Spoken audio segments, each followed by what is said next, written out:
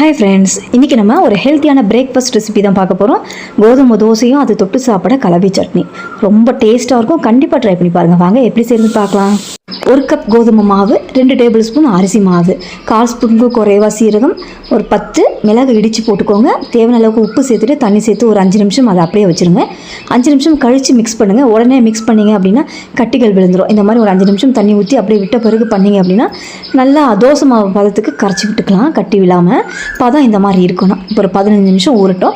15 நிமிஷம் கழித்து தோசையை வார்த்துடலாம். தோசை பேனை மிதமான சூட்டில் இருக்கிற மாதிரி பார்த்துட்டு தோசையை வார்த்துக்கோங்க. நைஸாகவும் வார்த்து விடலாம், கனமாகவும் வார்த்து விடலாம், உங்களுடைய விருப்பம் தான். மேலே கொஞ்சமாக எண்ணெய் விட்டு ஒரு நிமிஷத்துக்கு நல்லா இதை வேக விட்டு திருப்பி விட்டு எடுங்க.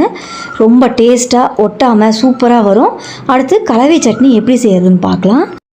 கடாயில் எண்ணெய் விட்டு பூண்டு, இஞ்சி, வெங்காயம், தக்காளி இதை போட்டு மிக்ஸ் பண்ணாமல் ஒரு 5 நிமிஷம் அப்படியே மூடி வச்சுருங்க. 5 நிமிஷம் ஆன பிறகு ஓப்பன் பண்ணிவிட்டு இதை நல்லா கலந்து கொடுத்து எடுத்து ஆற விட்டுக்கோங்க. இப்போ இது நல்லா ஆறட்டும்.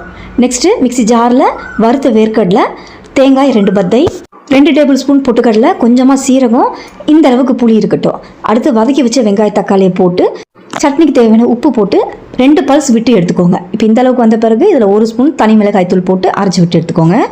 அவ்வளோதான், கலவை சட்னி ரெடி.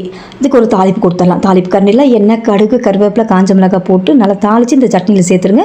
செமையான இந்த காம்போவை ட்ரை பண்ணி பாருங்கள். வீடியோ பிடிச்சிருந்தா சப்ஸ்கிரைப் பண்ணுங்கள். Thanks for